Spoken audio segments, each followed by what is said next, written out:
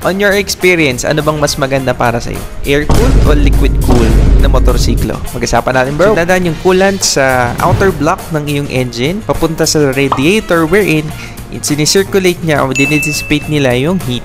Perfect ang liquid-cooled sa mga high compression na engine at syempre sa mga high performance na motorcycles. Mas nakaka-tolerate siya ng higher operating temperature ng iyong engine, meaning kahit i-push mo ng higher RPM yung iyong motor, maganda pa rin yung temperature ng iyong motorsiklo.